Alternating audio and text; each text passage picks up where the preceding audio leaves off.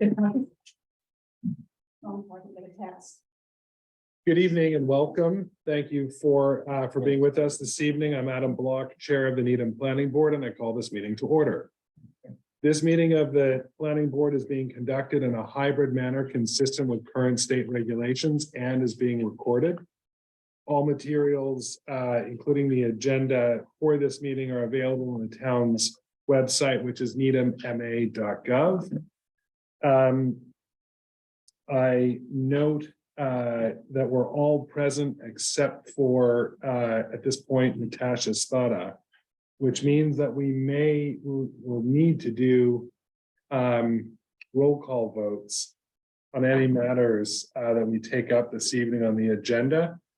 But before we begin to take up our agenda items, I do want to announce that earlier today, the Planning Board received the Massachusetts Land Court's memorandum of decision in the appeal concerning the proposed daycare facility at 1688 Central Avenue. The Land Court ruled in favor of the applicant. It stated that a judgment will issue annulling the Planning Board's decision, and it scheduled a subsequent status conference with the parties for next Tuesday, August 22nd. The Planning Board expects that it will discuss the decision and any next steps with special counsel, but it has not had an opportunity to do so yet. Accordingly, that is the extent of the update that the Planning Board can offer at this time.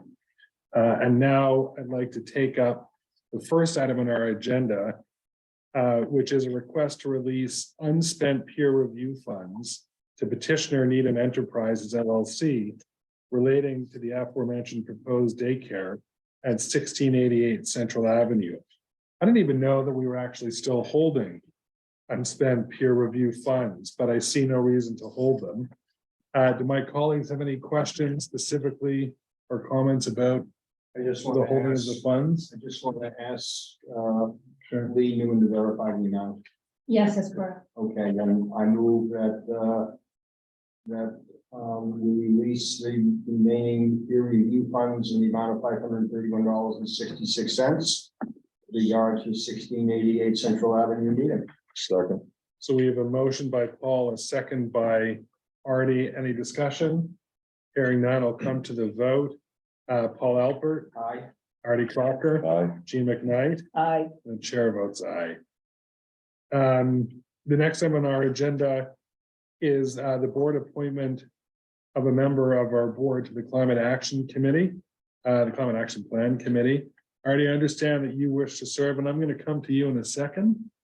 Well, yeah, I'm confused because I'm on it and I thought my stint still lasted or something. I think. No, I think you're on it for the Oh, conservation. I'm on it for the conservation committee. That's And right. because That's right. you're no longer on the conservation That's commission. right. So, but is there anyone else that's interested in being on the CAPC? I nominate Artie Crocker. All right, there you go. It's official. Nominated, I will not run. If elected, I will not serve. I second that nomination. We have a motion by Paul, a second by Jean. And how long is the term? I think it's 2024. It's to To the end of 2024? No, I think it's 6/30/2024. Okay, so Excuse me. Yeah. When you call for discussion, maybe another question. sure, okay. So this is a motion to appoint Artie Crocker to the CAPC for a duration of about a little less than a year. We have a second by Jean. Discussion, Jean. Yes, in reviewing the minutes of May 16th, I noted that I had made a motion to nominate someone to a position, and then we all voted yes to nominate the person. But the ultimate decision is to elect the person. Yes. And so I thought, gee, should we do a two-step process? But then in this case, I'm not sure if all we're doing is nominating, and it is a different. No, we're meeting that voting makes- to appoint. Yeah, we're Point. Yes, appointing. we're yeah, appointing. just appointing. Artie. Yes, Yeah. so I wonder if the person making the nomination would agree to amend I agree. the motion? So I- Just say nominate and elect or something, Yeah, just a point, I just a move point. that we Just a appoint, point. Yeah. appoint. we appoint Artie Crocker Very good. to the Climate Action Plan Committee. And Jean, you I agree second with the that. the Yes. revised amended motion? Thank Any you for discussion? correcting me, Council.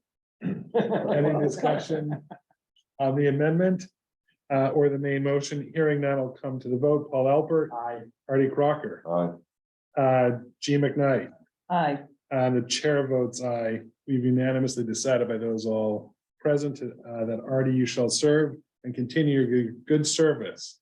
Thank you very much. Don't screw up.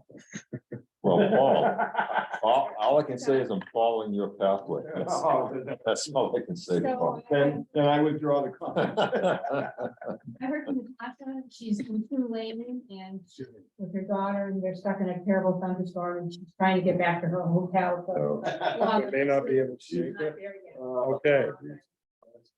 Well, that's what it's like in New Orleans. Hopefully she's enjoying some alligator pie. Hopefully the temperature is low enough. I've For the never heard alligator of, I've pie? never heard of alligator pie. Oh, really? It's a thing. Yeah, it's fantastic, actually. I've been to New Orleans twice and I've never had alligator. You pie. might have missed Yakimos, who might have been hit by one of the hurricanes. Is that like Mrs. Lovett's meat pie on Sweeney Todd? No, it's a real thing. Is it But really? I like Are the you sure reference. about that? Yeah. I had it. I Okay. had it. And I'm not dead. Okay. Yeah, Was there real alligator meat in it? yeah. Yeah, I had, It's like chicken. I had alligator meat once in Florida. So you did have it. Yeah. Yeah, just Well, I like, had alligator pie. Right. yeah, just like stuffed clams have clam in No, it tastes like chicken. them. Right. All right. Good shenanigans tonight. Next up is our appointment to the Design Review Board. This is actually a reappointment of Susan Upton, who has served already for about 16 months or so, then filling a vacancy for another member who had at that time resigned. Sure. This position is a 3-year appointment. I had previously recommended Susan for the initial term that she served. She's a Needham resident, obviously, and she owns a local landscape Landscaping, yeah, architect yeah, business yeah. in town. She's engaged and a strong contributor to the Design Review Board. As I understand from Mark Lusing, the chair. Can I please have a motion to appoint Susan Upton to the Design Review Board for a 3-year term? So moved. We have a Second. motion by Artie, a second by Paul. Any discussion? I'm just curious of one thing. Is this, so the planning board gets to appoint a, let's call it civilian, if you will, a non-appointed, non-member planning board. That's one of our normal Yes. charges for the design review board. And I think the select board also has 2 or 3 appointments too. Yeah, there are, I think we have 3 appointments on that board, the select board, and there are 7 members, and the select board have the other 4. And there, Yeah. and of the 7 members, 2 are alternates. I served on the design review board going through the select board. And they just never do The planning how many board has. quantities or anything. Yeah, thank you. Very good. All in favor, actually, no, I'll come to each member individually. Paul Alpert, Aye. Artie Crocker, Aye. Jean McKnight, aye, the chair votes aye. We have voted to approve. Do we need to, we don't need to approve the letter that you drafted, do No. we? We just need to approve the appointment. Very good. Now comes our agenda item, the next agenda item, which is our planning priorities and schedule, which I sure wish we had Natasha for. Yeah, sure. Yeah. So I'll give us a summary of what you have in front of you. We anticipate, and I did revise what you have in front of you based on our last meeting. We anticipate training, the subject and modules are still to be determined, will probably include the code of ethics or code of conduct specifically for the planning board as well. We'll start that later this year and we'll continue it next year. There will probably be an annual thing, and I also anticipate that we'll have some kind of a physical manual produced and one available online. So for anyone in the public that's considering running for election will have a real clear understanding of our responsibilities, the scope of our authority and all these types of things, what our processes are. So to summarize, provided that materials and the related processes are completed in a timely fashion, we anticipate the following schedule of bylaw changes for May 2024. And those I've highlighted in pink under May, the column May 2024. And that includes to support public subsidized housing at the Linden Chambers site. Bless you, bless you. And then to update our parking standards for commercial uses and districts, to allow customary home occupations, and to advance energy efficiency and climate action through solar canopies and solar roofs. And then for October, if you look on the next page of the spreadsheet, and the best way to look at it is like this, and you can really see the whole time laid out. For October 2024, we anticipate zoning bylaw changes to support the compliance with the MBTA communities law. And then to expand the minimum percent of affordable housing, Gene, which is something that you had advocated for. Yes. But for October, excuse me, for October, that would be for those MBTA areas. And that once the MBTA communities zoning bylaw change has been complete, then in May of the following year, in 2025, we'll seek to make the change in that percent for the other districts in town. Yes, I see. Okay, That's the apply 6.1, 1.12 to all districts. yes. Why do we have to wait so long to do that? Because I talked to Adam about this. I think it's strategically, the MBTA Communities Act is gonna be very complicated zoning that we're gonna be doing in October. And I think there's some concern about confusing or convoluting things. So I think the idea was to really kind of be focused on the MBTA zoning, the changes that we're gonna be making there, the economic model that's gonna have to be developed to justify the percentage that we're using. And that the parking adjustments, for the districts be made there. So the conversation is confined to what we need to get done for the MBTA Communities Act. And then in the following May, after we're successful in the fall, to extend what needs to be extended under the rules, we think it's appropriate to extend it. 6.12 deals with parking. 6.12 basically deals with the percentage of affordability in the development. And as part of the RFP that we developed for the MBTA communities, we're gonna be having them model a couple different percentages to see really how high we can go. That's fine. So that as we adjust the parking standard down, for example, in those districts, it might be possible to have higher percentages of affordable units. And the consultant can help us figure out that point. So we're not, so we're really not ready to just say, the way it exists now, let's just apply it to all. No, I think we can do better. And I think it's a question of how much better can we do. If we adjust the parking down, the parking number down, we'll probably be able to do even better. And we're gonna capture, I think, a lot of areas where it's already applicable, because we're capturing really that spine of Highland Avenue and Westwood Street in that area immediately around it. Okay, we do have a parking bylaw scheduled for May. So I'm not, let me, That's gonna be very tight. I just wanna We say do, that. yeah, I we wanna say- do have a lot scheduled for May. I mean, practically speaking, I think we can get done certainly the housing authority piece, the climate action piece, the customary home occupation. The parking bylaw, we have the baseline work from Stantec.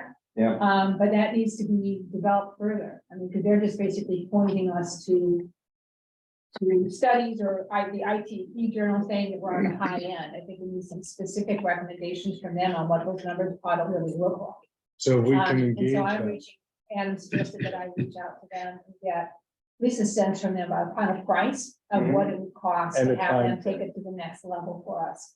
And a time frame. What in is, a timeframe. what is customary home occupations? Customary home occupations is a definition in the bylaw that basically allows you to have customary home occupations in your Such house, as? but such as.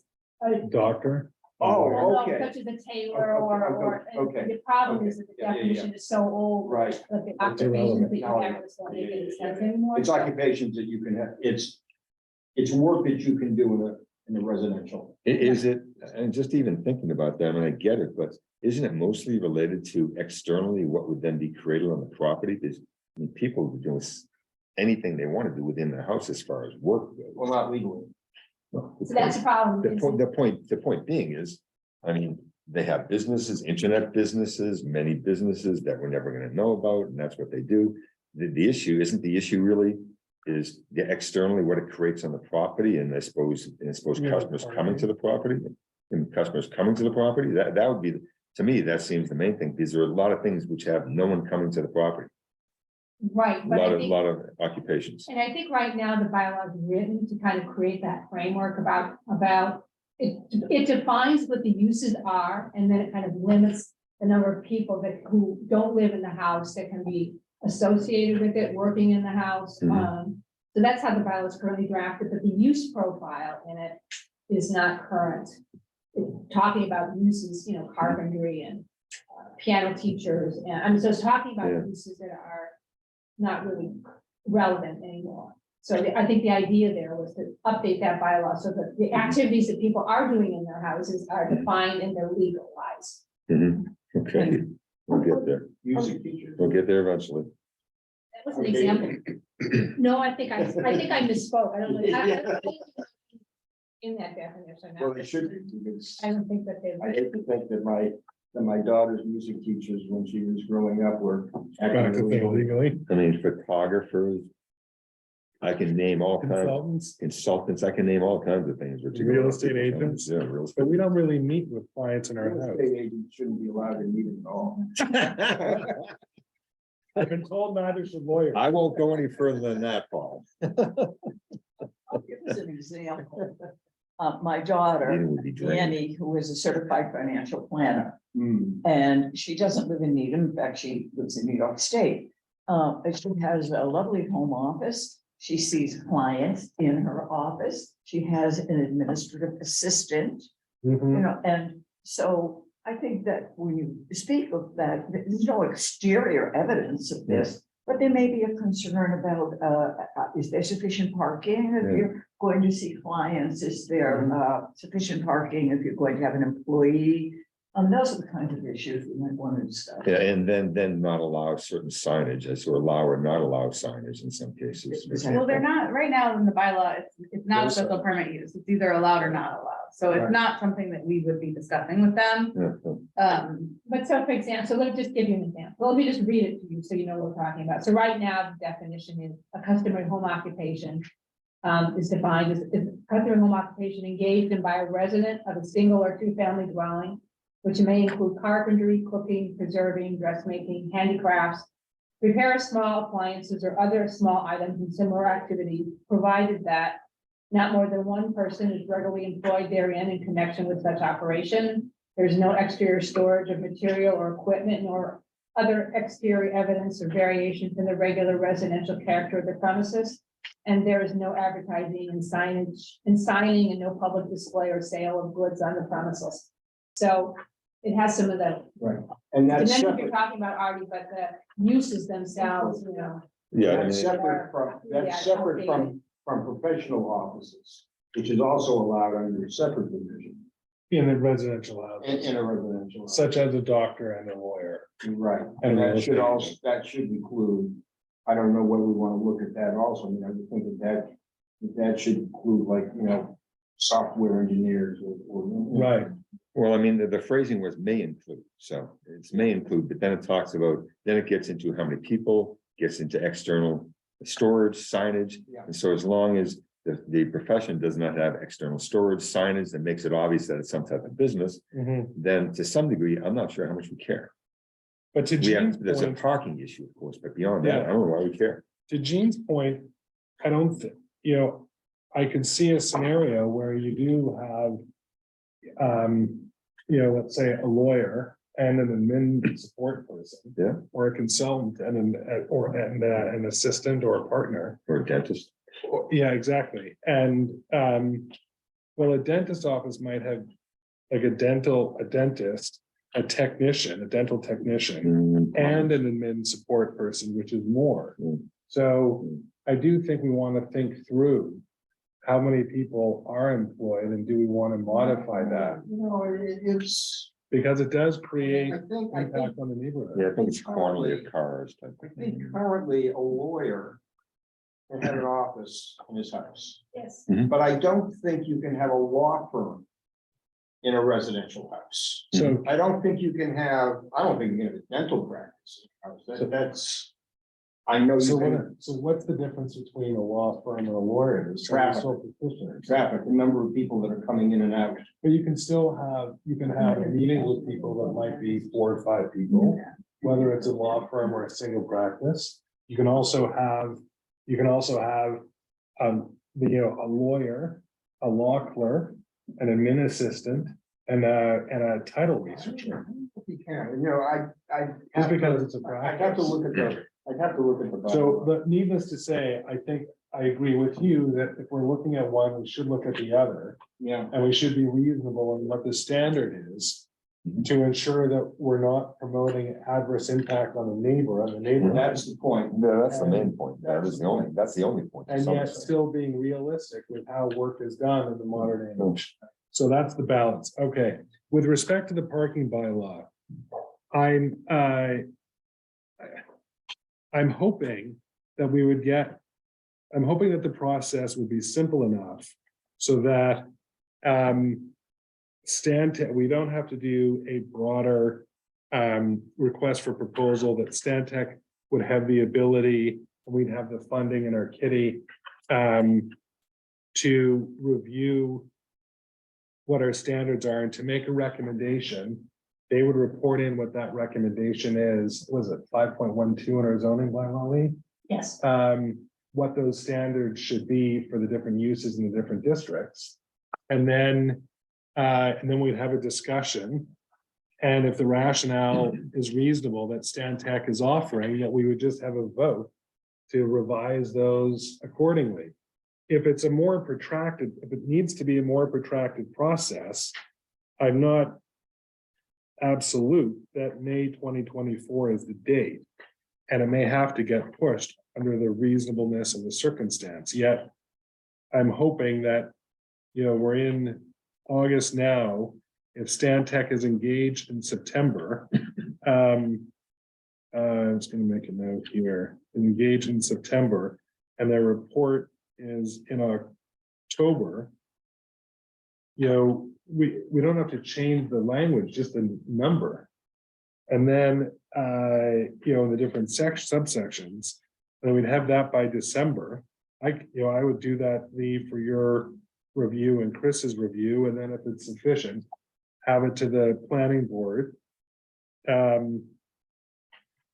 I think the only contentious part of that, from what I observe of all of our planning board meetings in the last many years, is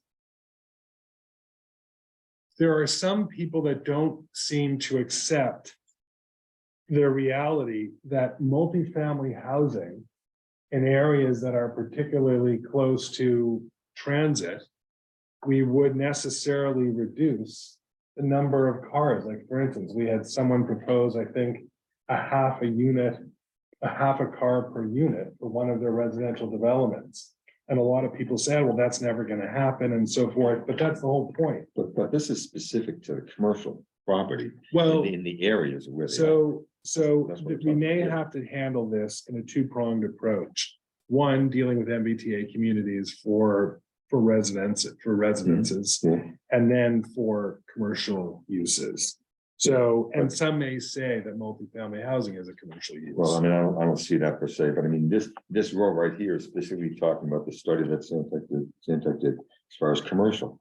And I can appreciate definitely where the concerns are. So what's very interesting is that there's two concerns that come up. One is that people want to allow a lot more parking to make it easier for the business to get through without any and concerned about what they're gonna have the requirements, then one pathway is that people want to keep some of the restrictions in there is to force people to take more public transportation, some forms of public transportation. And so I just find it interesting how there's two different ways to look at it. I certainly, to a large degree, when I look at this, I think of what is the impact of the external the neighborhood surrounding it. So I mean, I don't have a big problem saying let's allow more parking, make it easier for the businesses.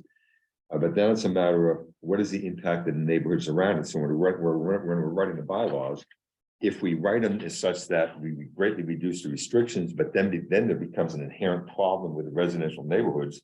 Well, if there's something in there that talks about that, at least we have something to stand on. So again, that's the rationale that Stan Tech would propose that would be based on real information or science. I agree. I mean, the purpose of this is not to create, and the purpose of this is to avoid any frustration or adverse impact on residential neighborhoods.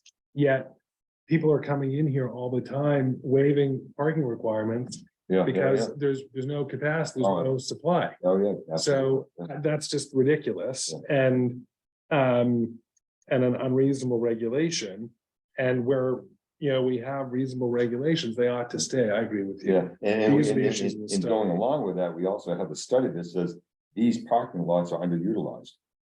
Yes. We have Exactly. parking that's not being used. Yeah. In some cases, people simply don't even know about it. Well, that's signage and so on. That's right. Or trying to not force the issue, but trying to educate the issue as far as the fact that we have parking. So all of these issues will be looked at, but I think the first step is dealing with Stan Tech. So Lee and I'll Stan Tech and I'll report back in at our next meeting what we think is the best path and most likely schedule to achieve some public good on this issue. So for October of 2024,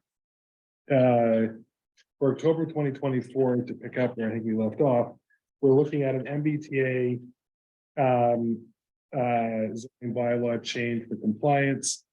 And then I have this flagged with a zoning bylaw change for the area of Great Plain from 888 to Warren Street, which consists of 3 total properties. We don't have to debate the merits of the thing now. That's not what I'm looking to do.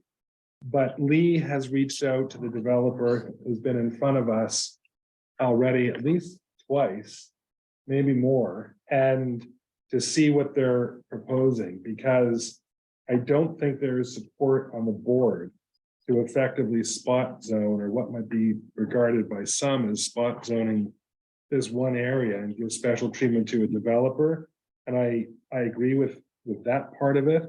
And yet Natasha and I, and maybe others, recognize there's an opportunity to support a change for mixed use development and to extend that to Warren.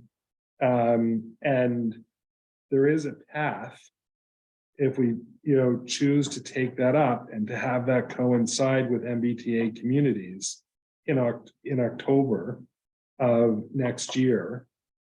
And depending on Lee's conversation with George, if we, have a little better opportunity to do it for May of 2025, that might be more realistic. But the developer may choose on his own to go forward with a citizen's petition just for that site. And I don't know how that would succeed either before this board and certainly at town meeting, but it's not a small issue. So if we chose to take it up, then I would recommend that we have at least 2 community meetings before we have the hearing.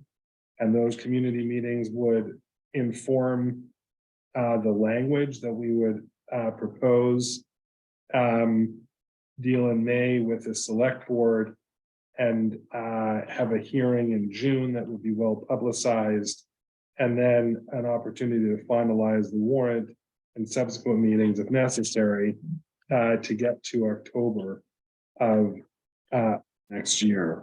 I have a question that Gene might be able to answer. Yep, Does the MBTA statute and regulations allow for mixed use in the MBTA district? Because I believe we're talking about including this area as part of the MBTA district. And I'm wondering whether just allowing the MBTA district meets what the developer is trying to do. In this case, I think what was outlined, by Adam, for having these go forward together makes sense. Because, it's possible that you could have, an overlay so that the MBTA compliant zoning is the underlying zoning. And if you do, what we have in our bylaw is apartment A1, that would be perfect. You just zone it, and then you have an overlay that is for mixed use. and or If greater density. if the requirement is mixed use, for example, our downtown area now, because this is our vision for our downtown. It doesn't allow standalone multifamily. Therefore, if we stick with that and say we're going to keep that for our downtown, because that's what we want. The zoning of our downtown that does allow multifamily as part of mixed use would not count for the MBTA. So I think we can work with that site and have a combination of underlying zoning that does comply and a special Okay. permit, which I think for a mixed-use development, we would want a special permit process Mhm. anyway. And the MBTA communities, I just want that either. Right. So I really think keeping it in tandem as we go along. My makes only sense. caveat is that, or question really, under that framework, which makes a lot of sense. If the underlying district and the entire building would be allowed by right as, let's say 15 units an acre as a 100% residential building. But a builder wanted not just to put a couple of units of commercial on the retail on the first floor or office on the first floor. That they also wanted to go to 18 units an acre, to have it more dense than the 15 units. We're actually talking about 18 units per Well, acre, I just want, but they want to go based on- higher than that. based on your specific example of 15 as the underlying. No, I keep saying 18 because that's what our existing apartment A1 zoning is. Okay, The MBTA requirement is 15. okay, so But let's say, we're always talking about 18. okay, to make this easy, let's say that the underlying zoning had a standard of 18 units an acre. And a developer wanted 24 units an acre. So my point is that delta would also be required, a special permit would also be required for that delta, regardless of whether there is any retail or office or commercial on the first That's floor. correct. Okay. That's correct. Unless in the Okay. planning process, we decide that for that site, a 24 unit apartment building is just fine. Right, And I'm going all the way to Warren. I don't want to prejudge. of course, But my idea is probably a conservative underlying 18 units per acre and anything more than that. would on require- a site by site basis, something mixed use or higher density. Okay, so. So for May of 2025, what I see on the horizon is, like I had previously mentioned, finalizing, a new standard for 6.12 to allow for a higher minimum percentage of affordable housing in areas that are not already then changed and modified as a result of the MBTA community's compliance. And then another potential is detached ADUs, and I made an asterisk here. If the board supports, so I don't have anyone calling, I haven't heard from anyone calling for a zoning bylaw change anytime soon that allows detached ADUs. But if we wanted to take it up proactively, then, there is room for May of 2025, but it may very well be that we want more than a year or two to see how the existing bylaw plays out and how many new units are created, and allow time for other communities that have already allowed for detached ADUs to see what, how many units are being developed and what the impacts are before we actually take this up. So this is not a firm placeholder, it's just one idea. Well, I think, I guess one thing is, the more things we have on this, where the probability is low, put it that way, is I think we do have to wait to see what's gonna happen. But there are some other things, for example, around the U-Do-It area, that whole area down there, I'd rather have time. If it's something gonna require time, to do studies and meetings and so forth, Yeah. I'd rather spend the time down there, where it is, Right. versus Mixed use. Yeah. mixed use versus detached. I'd rather spend time, I don't know if the Hartney property, I don't know where that stands right now, but Right. then maybe thinking about that. I mean, there are other things we should be thinking about, in my opinion, spending our time on besides detached. We need to wait to see what's happening. And also, we have the MBTA Act coming into play, how that's gonna play out. It doesn't mean we don't take it up, because I honestly don't know how I'm gonna feel once we actually start going through community meetings about that. But I do know that I think we're a couple of years off, and even remotely thinking about that. Hackney Greymont should be part of the MBTA. No, yeah, Yes. yeah. That's It's part like of a junction. Yeah, no, I agree. The housing plan Yeah, proposes, yeah. yeah. Department of Inland. Does someone else, Gene, did you have any comments on the detached schedule? Yes, I would like to keep it as you have it, that it could be taken up in May 2024, May 2025. And the reason is that I think part of the reason for the opposition was concern about setbacks, and what we had presented wasn't careful enough on setbacks. Mhm. So if we present something that is careful on setbacks, and so that it would reduce the opportunities to put in a detached ADU, but it would perhaps meet the concerns. And so I think to just say, oh, we're just putting it off indefinitely, I think doesn't really reflect the fact that we put a lot of thought into it. We know there are some changes we could make that might make it acceptable. Right. Let's go forward and consider it. Right, okay, Paul? No, my only thought is that, what we have here right now for, well, there are really only two items that we have for May of 2025. Then I see we have one item actually for October of 2025. I think too, one of them is That's about me. unlocking the Charles. Yes, I'll come to that. So my only thought is that,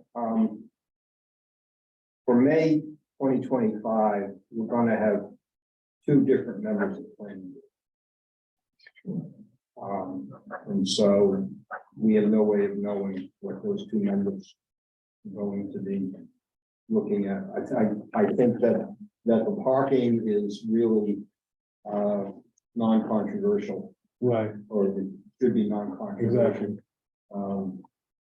But use, it'll be interesting to see who winds up Right, being successors to Gene and myself on this board, and what their attitude will be on the detached ADUs. so for now, what I'd like to do then, because you're right, we're not gonna know who's there, but it's good that anyone who's considering running next year and the following year and the year after, Knows that it's on.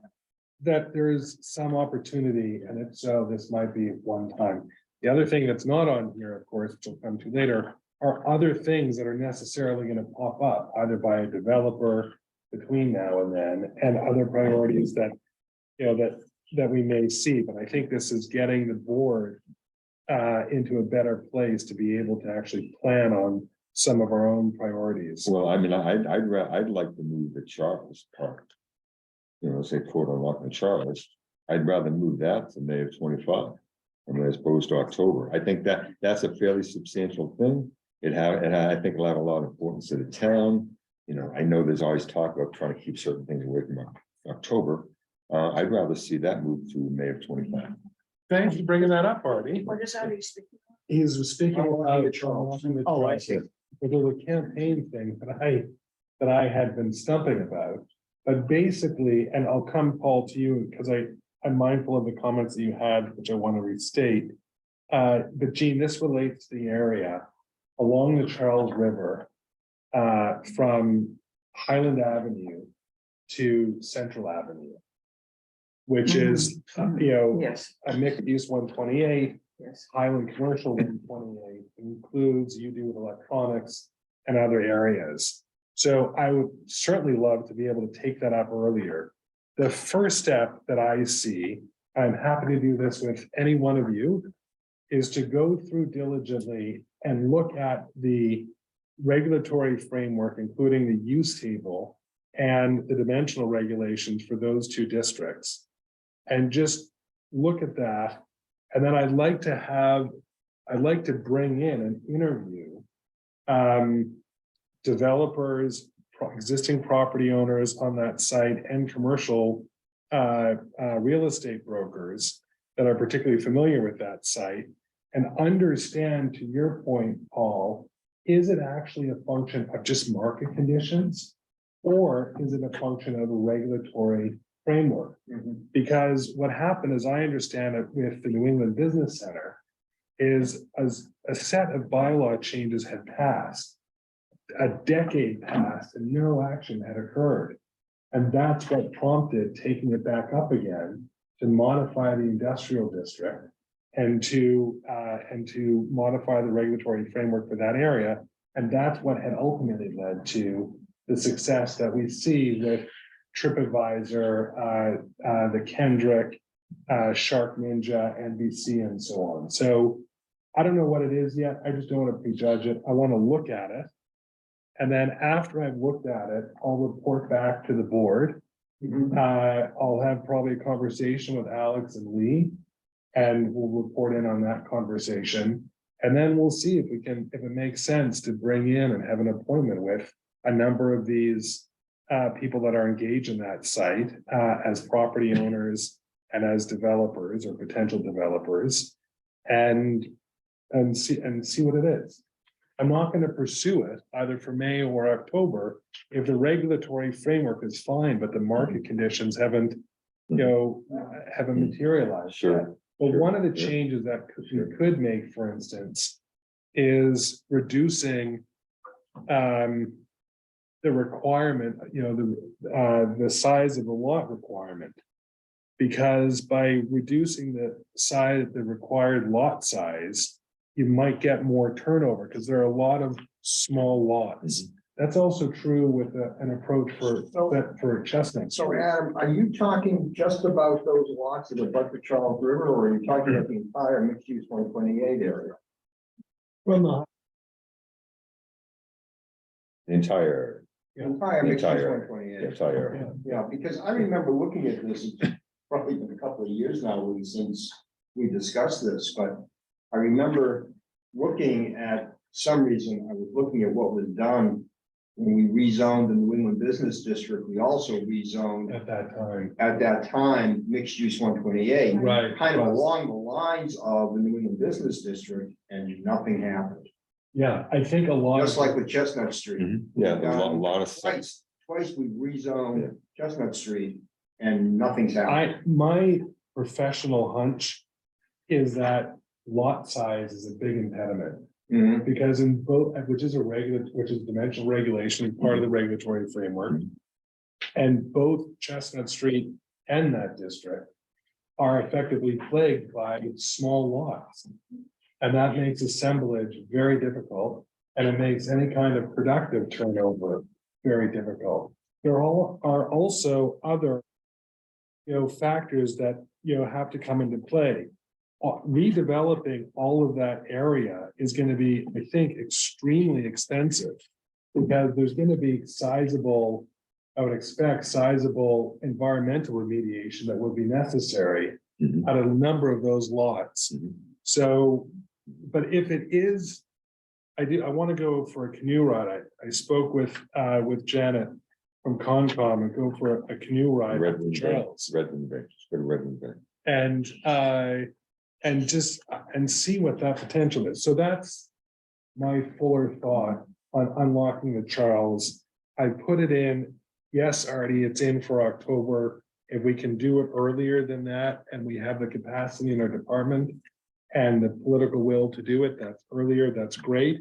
If it turns out that there's no regulatory need, I'm not gonna push it. Mhm. But I just want to investigate it and see what happens. So I report back on that. Mr. Chairman, I just make a suggestion in case people are actually looking at our website.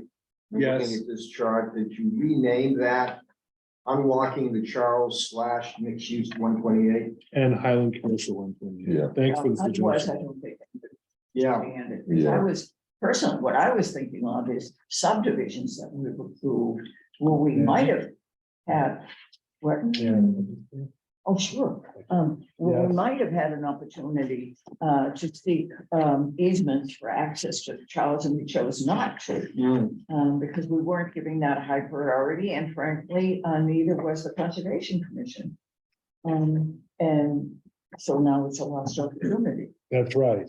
So I appreciate the suggestion. I'm gonna But modify we're that. Focused on a particular, on that particular area, we should say so. Yeah. I would say on mixed use 128, I mean, the lot size requirement right now is 10,000 square feet, It so was pretty small, that's pretty so small. we're not imposing something larger than is reasonable. No, but the problem is that right now, there are multiple lots in mixed use 128 that are less than 10,000 square feet. And part of the problem of why it hasn't been developed is because the property owners, just like Chestnut Street, property owners are not getting together to consolidate lots to get a 10,000 or 15,000 square foot lot, to meet what our vision is, for mixed use 128. Everybody has their under 10,000 square foot Right. lots, and they're not willing to give them up, Some are larger, but certainly many are smaller, and that's the Yeah. problem. I didn't realize that there were lots of, a significant number of lots that were smaller than 10,000 square feet. That's been the minimum lot size for this town since. Yeah, I don't, you know, Or- without looking at the data, but you really, in order to tap the FARs and all the height, you have to do the assemblage, you can't do it on a 6,000 square foot lot, so you have to have the consolidation. Yeah. I mean, the overlay district for the residential is 2 acres, maybe that's the constraint you're thinking about. That's an Ah. example of where there's an opportunity for dimensional regulation change. And I don't know if it's on the commercial side. So While we're let's, talking about Yes. bylaw changes, Yes, can I sir. bring up something about the Joe Matthews and the FAR? I was just literally about to speak to that. Okay, then I'll let you So- speak to it first, because you're the chair. And I will defer to the chair. I appreciate the deference. So Don't get used to it. I never do. So,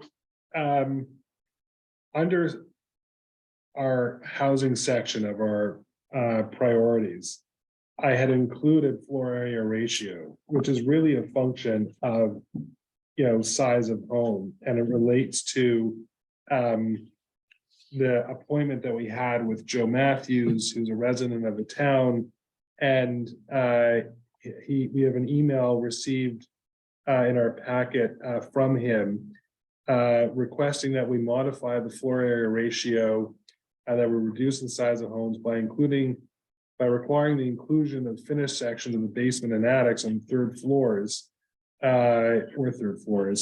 the floor area ratio calculation.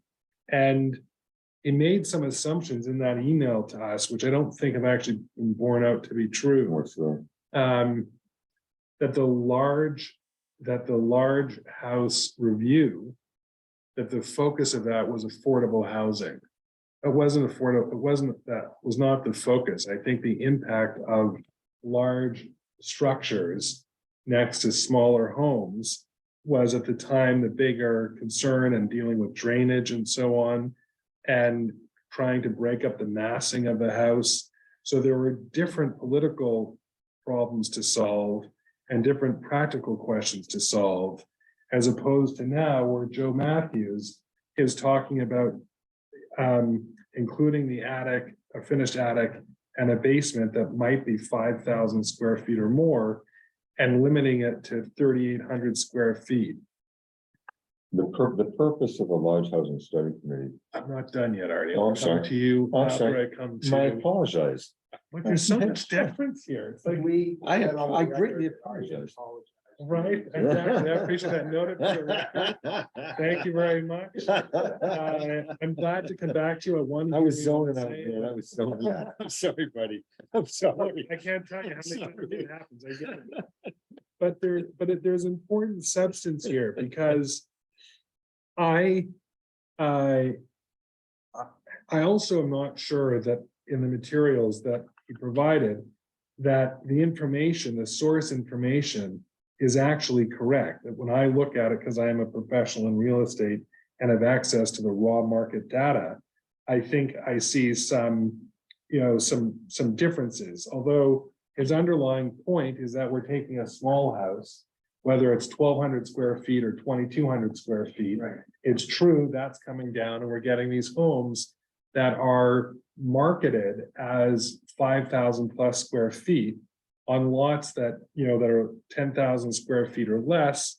And those homes are certainly at $3.5 million. And I followed up on my comment to Joe in our last, at our appointment, and he and I did have another follow-up conversation. To me, if you then take that 5,000 square foot home and you make it only 3,800 square feet, then two things really happen. On the first hand, he says, well, you're making it, it's affordable housing then. It's certainly more affordable. And it's true. You then take a house that's worth $3.5 million as new construction, and it's now $2 million. And theoretically, some more people may be able to afford a $2 million house than a $3.5 million house. But that's not affordable housing that we're talking No, about. wait. Let's talk about, or let's bring up the issue of, because we're throwing out the words affordable housing, and there are Yes. multiple definitions Good. for affordable Yeah. housing. And I think what Joe is getting to, and I think he has a legitimate point here, that wasn't, as you point out, was not a concern in 2017. Right. In 2014 to 2017, which is that a young couple cannot afford to move into Needham when the houses are starting at $1.5 million, $2 million. You take a house that might sell for under $1 million, and you tear it down and you put up a house that's going to sell for even your $2 million figure. Okay, a young families just starting out can't afford to move into Needham. And what Joe is saying is we have to, in our planning, we should be planning for having a stock for people who want, and it's not affordable housing in the sense Right. of, people, Capital A. you're right. It's affordable to somebody who is looking to move to the suburbs, buy a single family house, and being able to afford to move into Needham, to have a stock of, under today's market, $800,000, $900,000 houses. We're And talking those- about. those are our- the way. We're talking, yes, we're talking about our children. And maybe our Our grandchildren. grandchildren, yeah, exactly. So I understand Joe's concern. What I want to point out is something that actually came up to me before, and I came across something today. My objection, or an objection that I had to what Joe had presented, was counting basements and Third floor. the third floors that were built out. And not counting basements and third floors that were not built out.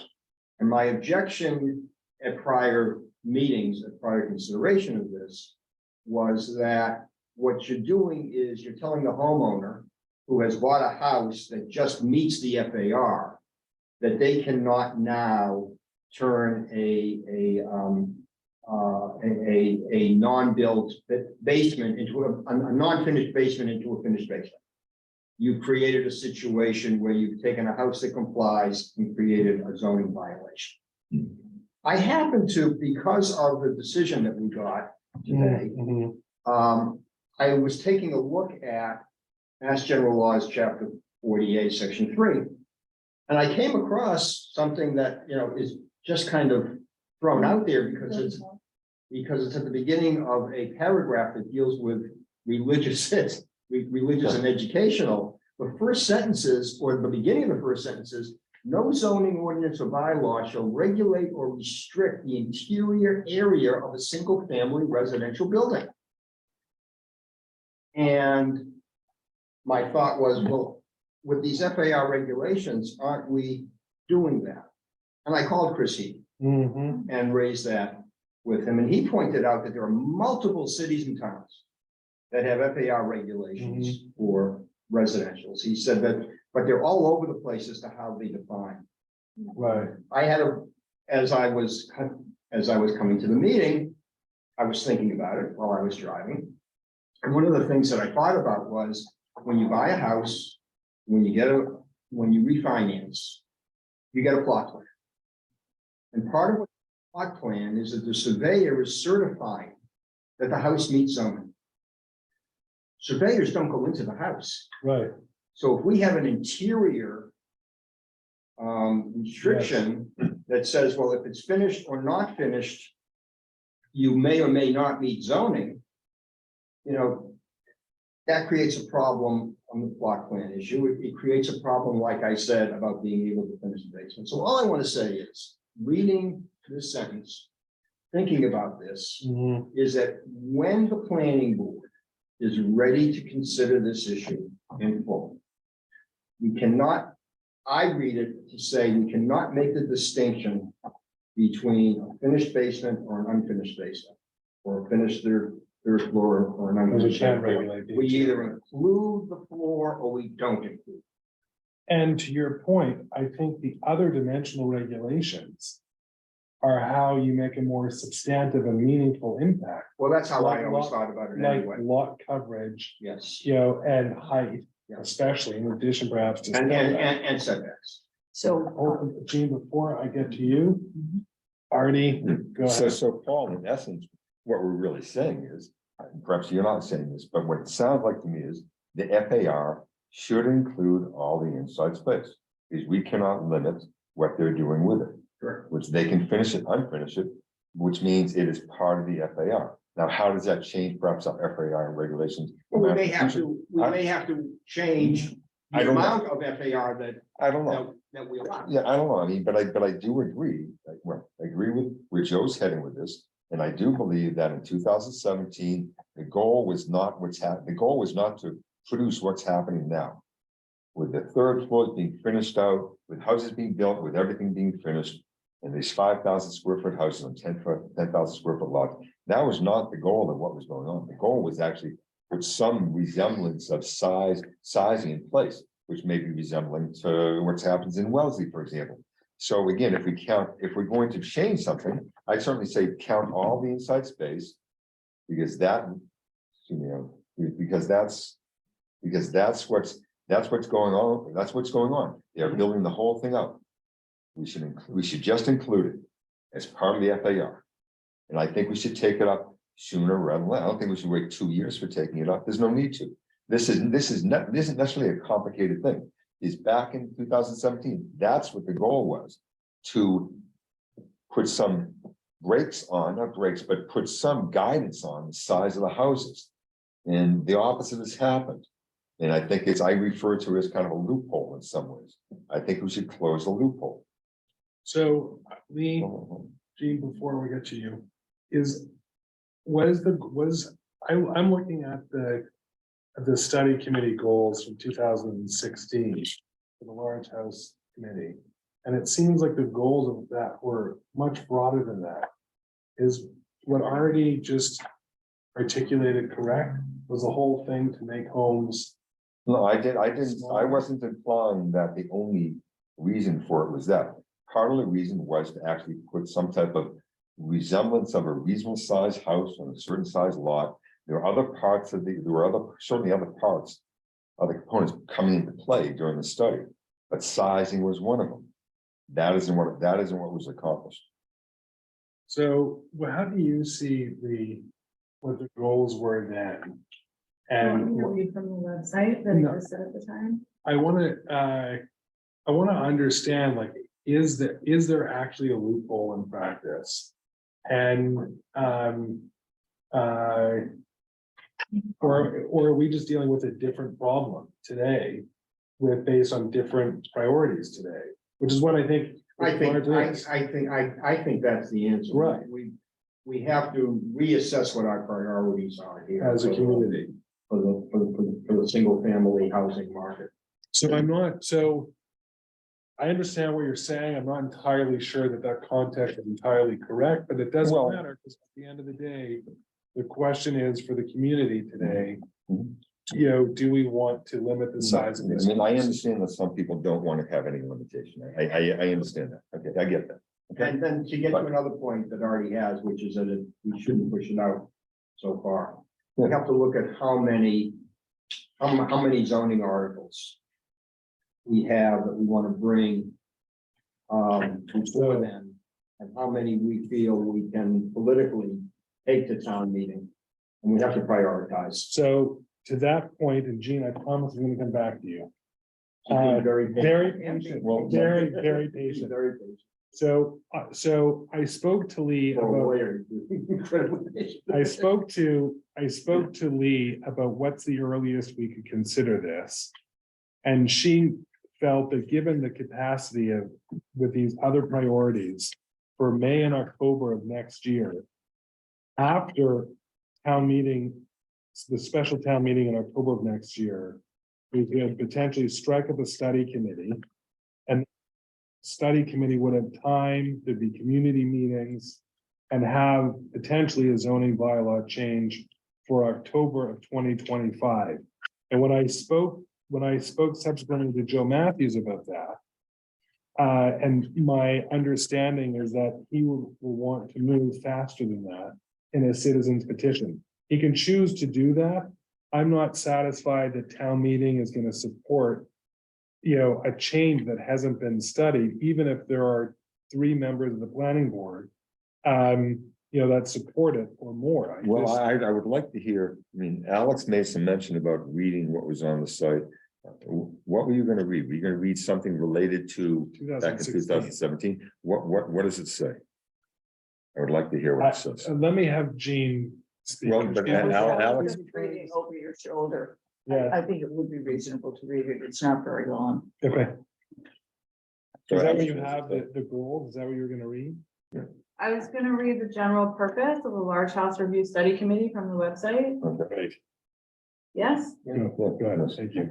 in response to concerns expressed by Needham residents as to the impact new or expanded homes are having on the character of surrounding residential neighborhood.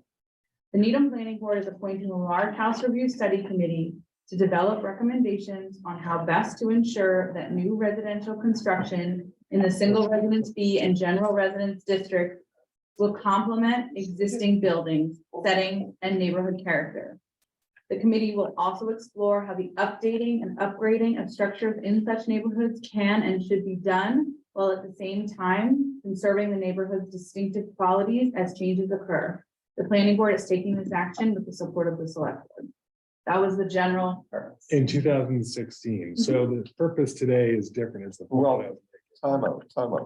The purpose of it was back then, and what actually was voted on in 2017. Right. Did that actually It occur? I really can't speak to this since I served This is on on the the committee. committee. Gene. And I recall the committee as composed of architects, real estate brokers, real estate development people, and planning people like me. And the concern was, and I think when you used the phrase neighborhood character, and you said something about allowing people to make these changes, but not in a way that detracts from neighborhood character. So I think it was made very clear during this committee that it's not anticipated that this would reduce the number of tear downs. And it was alleged that this was some kind of pro-architect committee, because from the point of view of developers, they would have to hire an architect to meet all of these new standards that encouraged like bay windows, ins and outs, instead of long, flat surfaces that didn't seem appropriate to the character of Needham and the more kind of turn of the century, early century type of houses. And that's what was done. That was the zoning change at the time. Now, I really think it is time to study that. I have got that for several years, and I began a study just before COVID. And I dropped it because there was no way to come in and sit down and meet with people and go over plans together. But there is energy in our community behind studying this issue. And I think to say to people, wait a whole year, we're not going to study this until November of 2024, is waiting too long. On the other hand, I respect the fact that a study committee needs staff support. And I think it's not only a planning staff support, but I think there needs to be, to take a backwards look at what happened. One needs to really be up and meeting with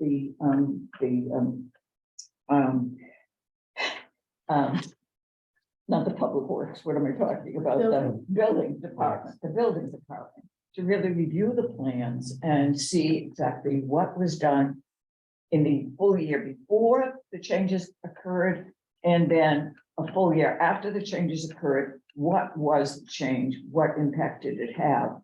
But the idea of simply changing FAR, whether by saying you can't count attics, you can't count basements, or by simply shrinking, changing the FAR and shrinking it, is the goal is to have fewer tear downs. And that's a different goal than the goal of the large house committee. Right. And maybe it's a good goal. Maybe it's a goal that should be encouraged and we should really study it. But it does need a fair amount of attention to the issue that you raised, Paul, of what's in our zoning act, our state zoning act. However, my understanding of the history of zoning, there's a lot of racism and classism involved in this. And what they were trying to prevent is bylaws that were classist bylaws of you have a house that is 2,000 square feet. You cannot build a house that's only 1,000 square feet. And the state was saying, no, we're not going to let you have rules like that.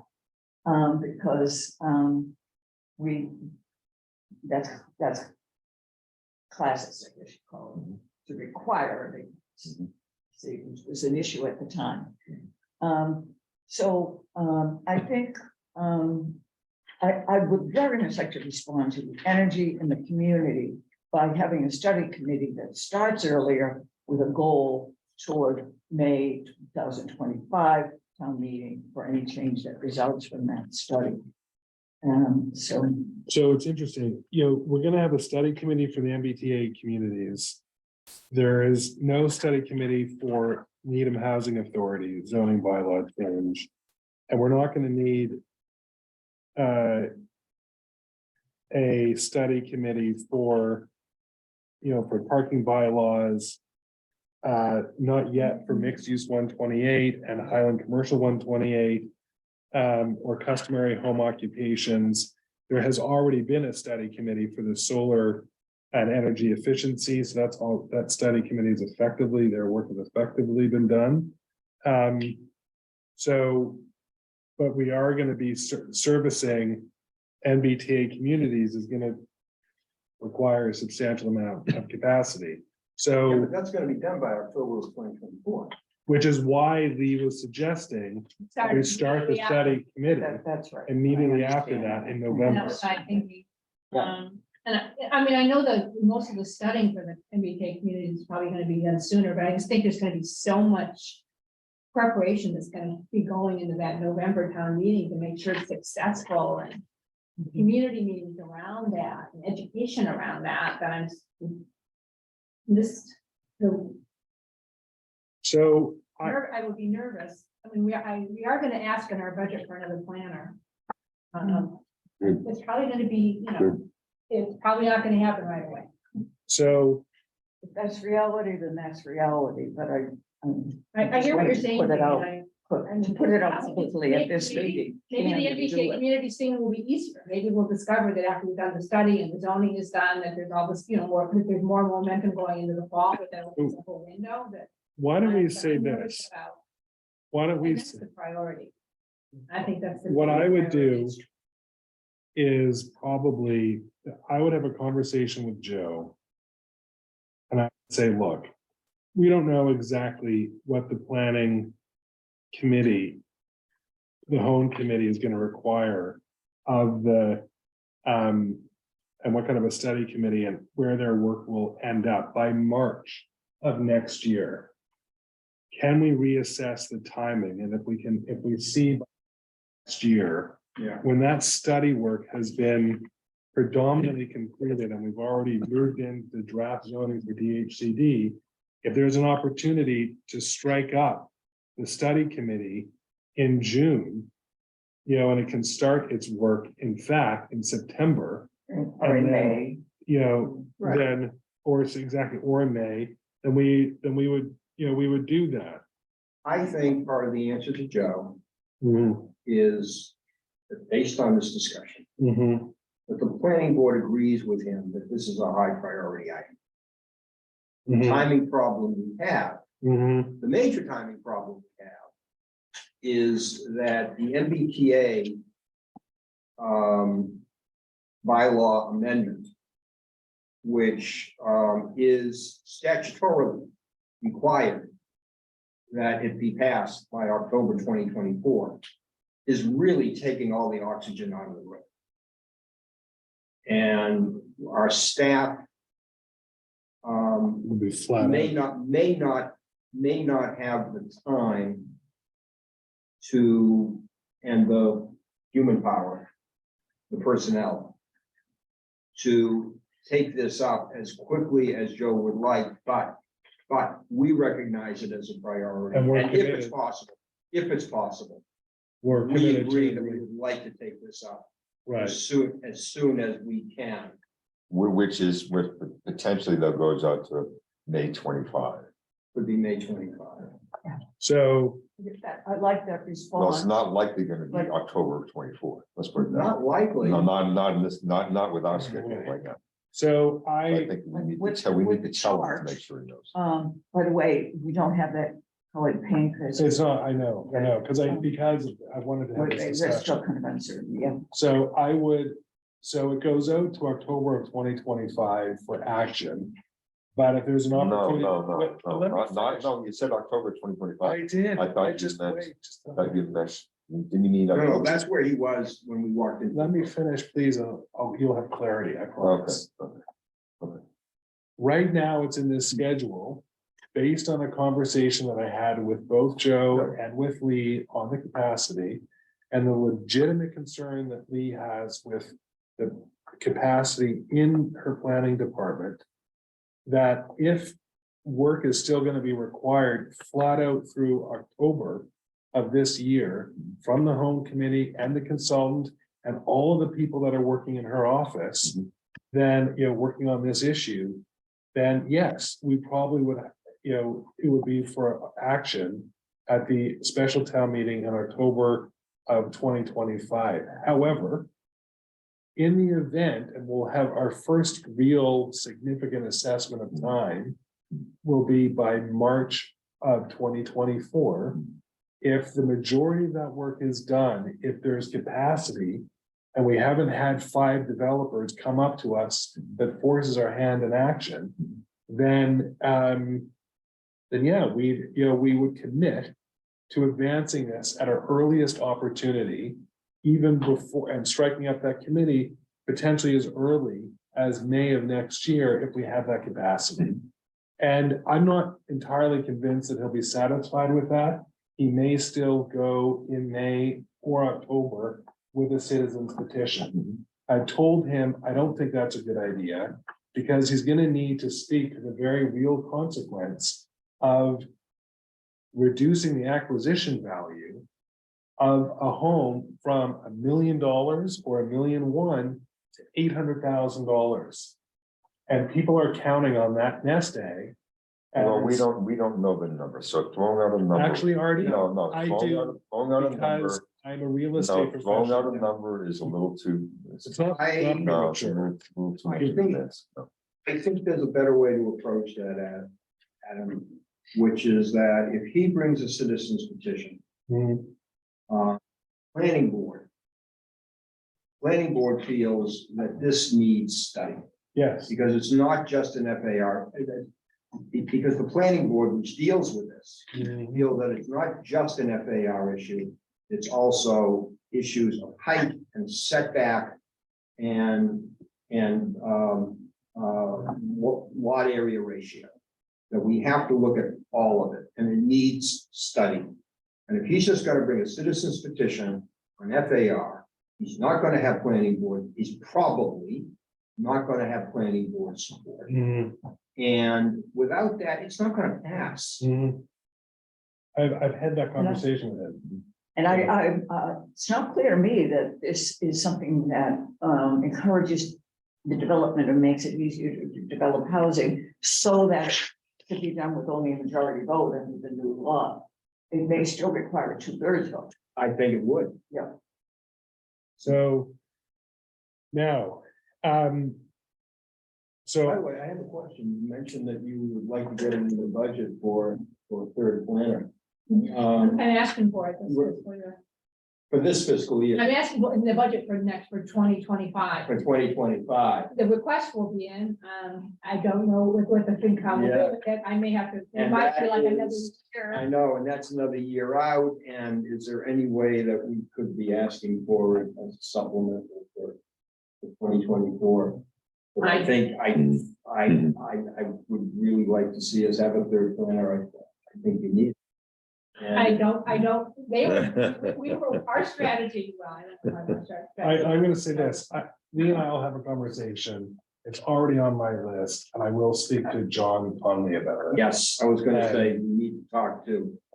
Is John Conley the chair of the finance Yes. committee now? Yeah. Yeah, I think So that's that's a good idea. our plan. I mean, that's one of the reasons we had it by the beginning, if they gave it to us right away. I mean, if I went in this year and they gave it to us for 2025, we'd have, we could be hiring, we could be interviewing in July of 2025.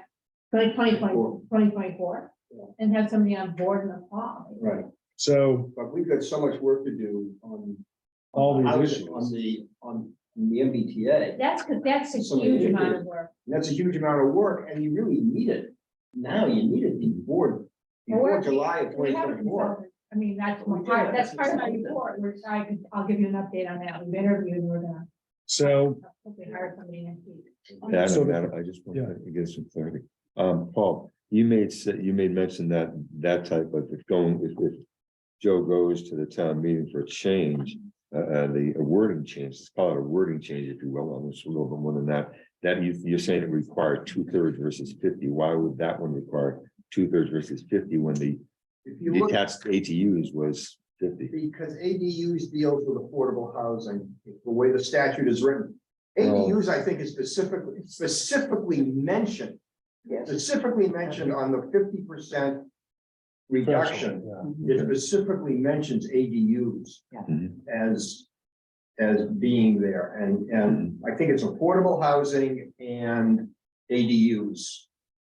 That's mentioned. This is not affordable Well, it's housing. not. And this affordable. actually, this Yeah, it's not came out affordable. from, what Paul's referring to was a reference that the town moderator had in our meetings for the last town meeting. Yeah. And there was an appendix in the state law that specified those uses Mhm. as the vote Yeah, requirement. for 50%. So we need further investigation. A simple change in the law, such as was proposed for Greendale Avenue to reduce the lot size from 1 acre to 10,000 was, did not require 2/3 vote, because that was making it easier. Right, right. Yeah. So I would, so the answer is probably we don't know. We don't know. We don't and know. gotta- Yeah, we don't gotta know. get Yeah, information. yeah.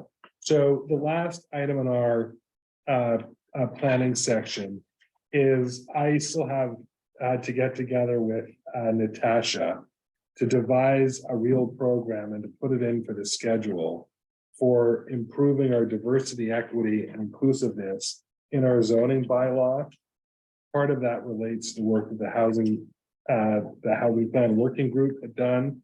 And we need to take up those items, but hopefully some on town staff and the department, yet I need to devise that program with Natasha. So having said that, this document, I think, is an excellent document that lays out our immediate and our medium-term priorities and a timeline to make for that action, which we haven't had before.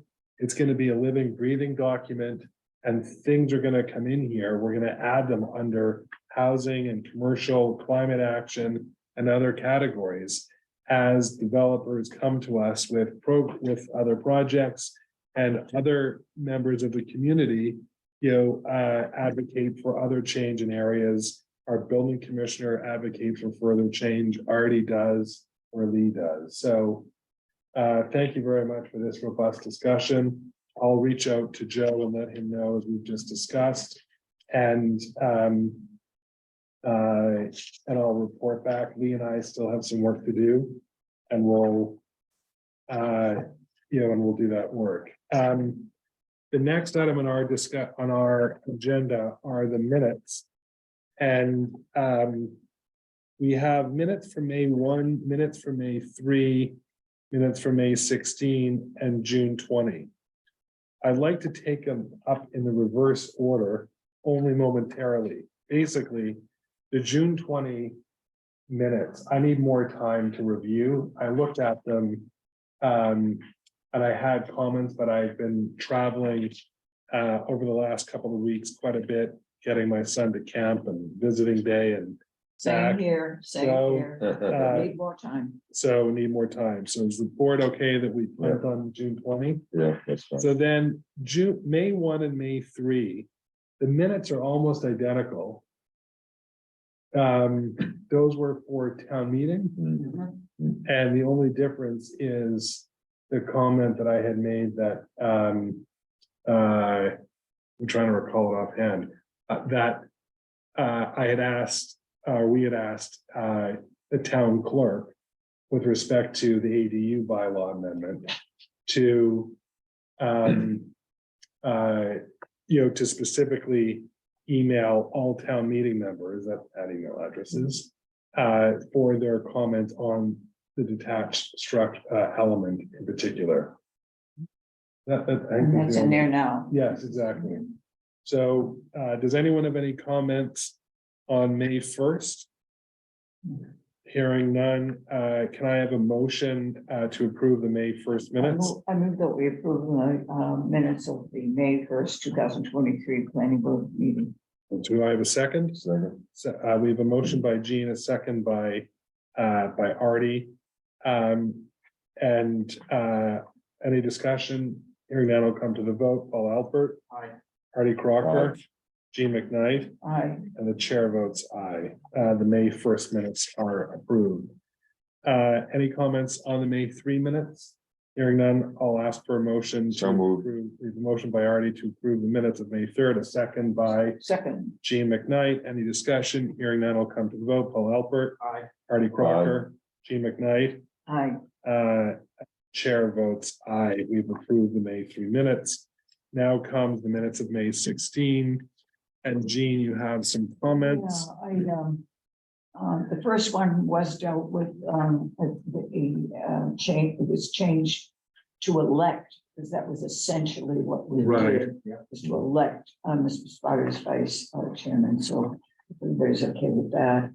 Other things that are just in red are non-substantive, and usually we'll have a chance to review. I think we agree that they were okay. I think there was, on page 5, something I was uncertain of, and this is in the discussion about Mhm. Wingate. And it had to do with solar panels. And the second line, Mr. Albert requested a discussion with town council. And it said, it requested a discussion with town council. There is no mechanism that enables the planning board to make a requirement. And I'm not sure if what was meant was Mr. Alpert requested a discussion with town council, who said that there is no mechanism.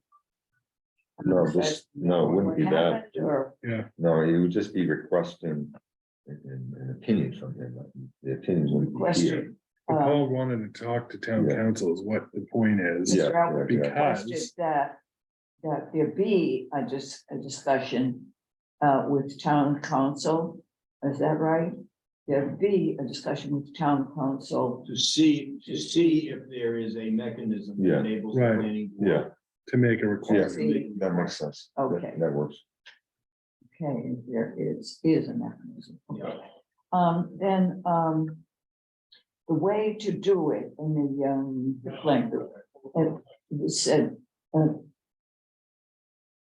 this is continuing, you talking, Paul, because no other person has mentioned the sentence is, the way to do it is to declare as part of the bylaw criteria for site plan review, is to declare.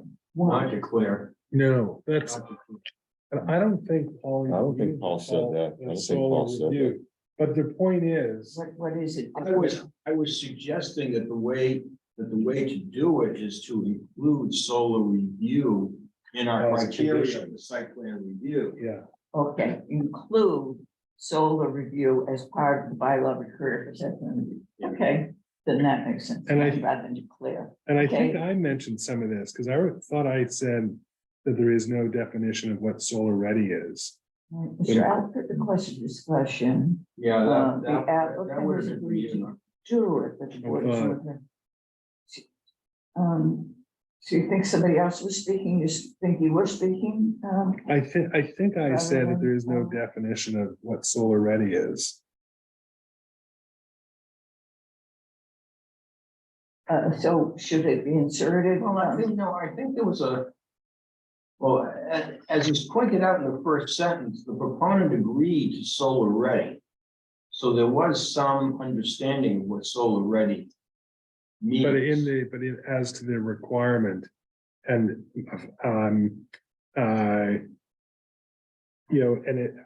site plan review, there is no definition.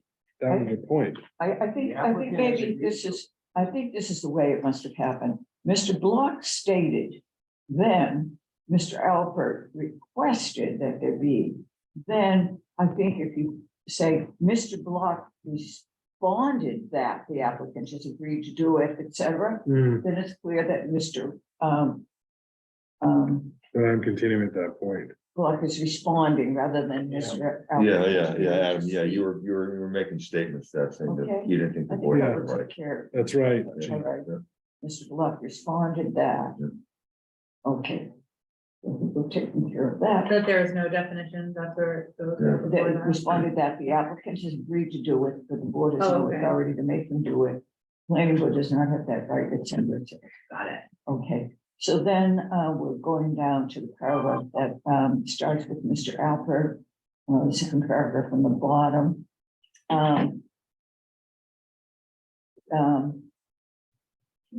Mr. Knight noted, this is what Mr. Huber noted.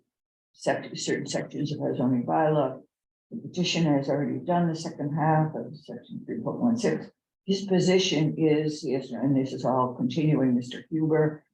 And then presumably Mr. Huber said they have to get approval before the building a permit approval. I don't I know would what strike is- it, strike it. Strike it, yeah, it just doesn't seem to be clear what it's talking about or where it be needed. And Gene, that's it Right, for May that's- 16. That's So, the basics. So I move that we approve the minutes of May 16, yes, with the red line changes that are noted in our packet and with the changes discussed this evening. can I have a second? We have a motion by Paul, a second by Artie. Any discussion? Hearing none, I'll come to the vote. Paul Alpert, Aye. Artie Crocker, Gene McKnight, I, the chair votes aye. We've passed the May 16 minutes. That dispenses with item 5 on our agenda.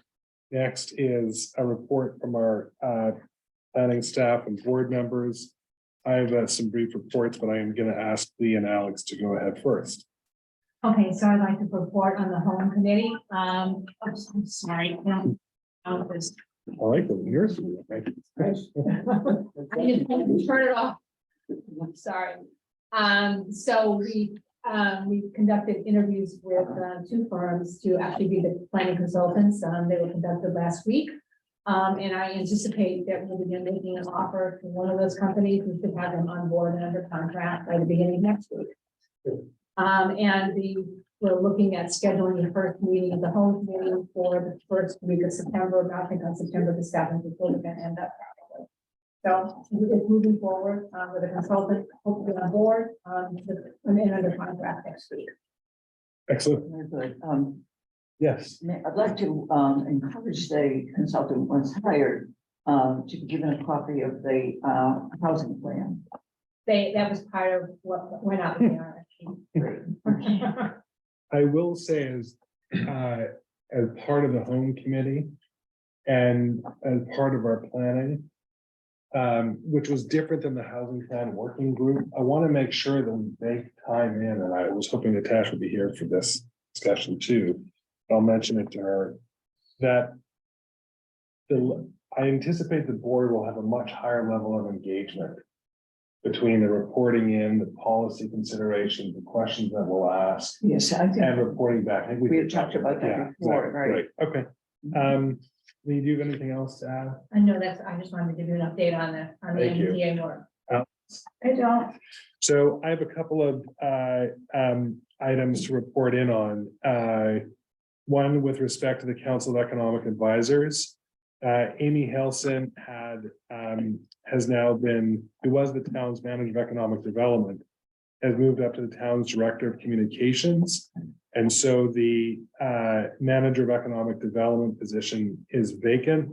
And the town has begun already a search for candidates. And then the CEA itself has now been really focused on site selection and market and tools for marketing Needham. One of the things that I want to look at is, for instance, like the zoning in the New England Business Center has already been done, and we've seen evidence of its great success. TripAdvisor, Kendrick, and so forth. But there are still actually a number of single-story buildings along that area, that district. And there's opportunity for further development. And that would really do, I mean, I think John Conley did an excellent job at town meeting, identifying the substantial costs that we have coming up. And if there is a way to attract more business to Needham, that can, redevelop some of that area, then it helps in a significant way to offset that cost. So that's kind of where the CEA currently is. I have a question that brings to mind. We're developing a medical office building outpatient clinic for the Children's Hospital. Yeah. Is that tax exempt? No, there was a negotiation. on all that. Yeah. So we have, His revenue stream coming up. so we have a. It was something. Payment in lieu. Okay, yes, yes, There's a yes. payment moved through a Great, contract. okay, good, good, so. Yeah. So, in addition to that, we're trying to find ways that we can produce programming that will engage and create a better link between our small business in town and our large business in town to continue to actually support business, each other's businesses. The second item I wanted to report in on is I represent the planning board on the single parcel local historic district committee. This relates to the property located at 3 Rosemary, which is at the corner of Rosemary and Webster. And we had our first meeting in July, and we reviewed the previous activity over the last several years. This would be the first single parcel local historic district if town meeting approves it at a subsequent town meeting. We're currently in the process of preparing a preliminary report. We meet again this Thursday. No action is anticipated from the full planning board on this. Okay, Sorry. it's okay, I'm really sorry. okay, Didn't do it right. okay. And do you want to take a recess? No. So no actions anticipated by the full planning board. I'll report in at our next meeting of action that happened at our meeting in 2 days. I think we're gonna get to a report and then we'll move towards, probably a public hearing under its own authority. And then to consider a zoning bylaw change, not a zoning bylaw change, it would be a general bylaw change. May I ask yeah. something about the report? I think it would be very helpful for us. I would very much like to be educated on what it means for the property owner to be in a historic district. Sure. What committee then decides what can be done with the house and what are the restrictions?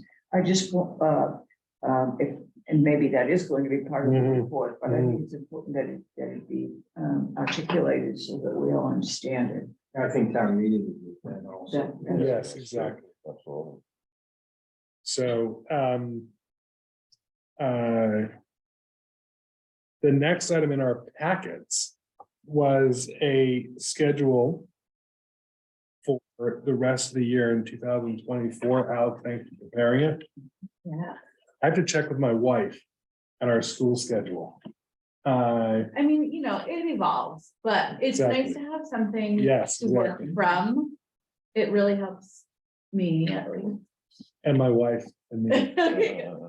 Thank you very much. Sure, for the most part, these continue to be Tuesday night. Yes. Oh, yeah, exactly. Mhm. And they continue to be first and third, I think, is our normal date for the most part. Mhm. I think when they're not, it's noted. Mhm. Okay, so I see that in April. Changed to You changed to Wednesday to accommodate Passover. Thanks for doing that. It's actually accommodating second night Passover. I don't know. The whether- first night is Tuesday. Yeah, it looks like first night is Monday. Right. Second night is Tuesday. Yeah, that's why, and that makes perfect sense. It's very helpful. Oh, yeah.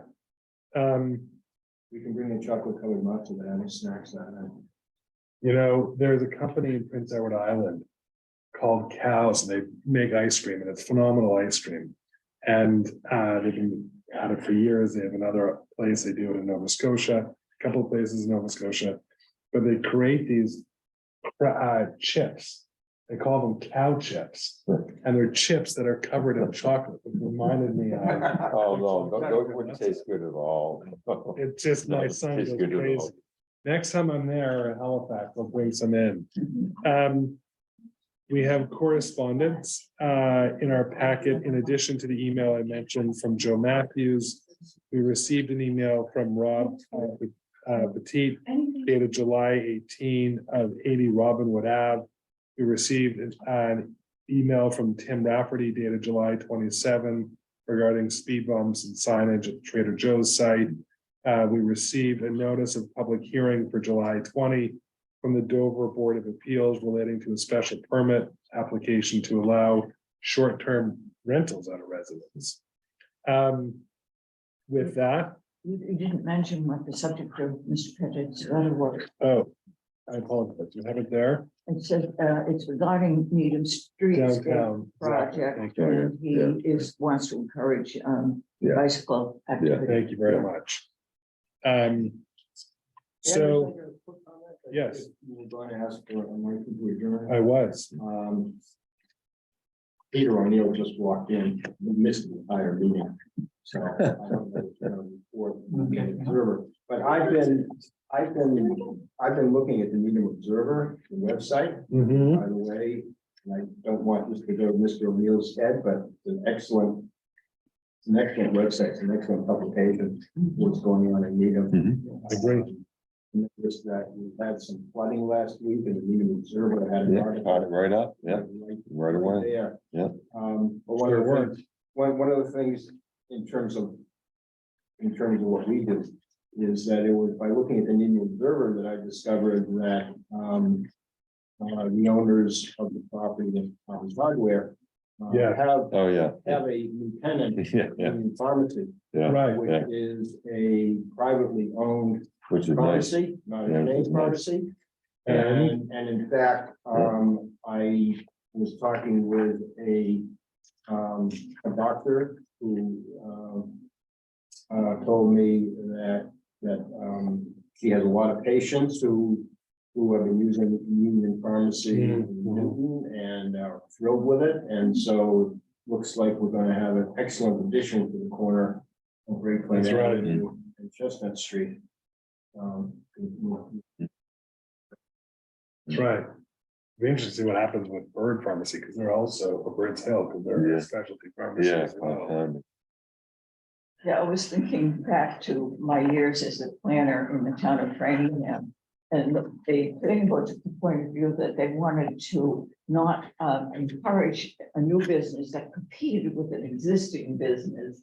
And they were always concerned about that. This restaurant, it better have a different menu. What's compare with existing? Yeah, yeah, this drugstore better have different drugs than CVS. Yeah, exactly. And we don't do that. I mean, the market takes care of that. Right, You're mentioning that reminds me of the debate that we had on town meeting floor. When it was first proposed that we have a farmer's market. Excuse me, guys, I'm sorry, Paul, there's something I have to get to. I have to hit it in 12 minutes. Move we adjourn. I'm- do I have a second? Second, Any discussion? Hearing none, will come to the vote. Paul Alpert, Aye. Artie Crocker, aye. Hugh McKnight, Aye. Chair votes aye. We are adjourned. Thank you all very much. Sorry for interrupting you, Paul.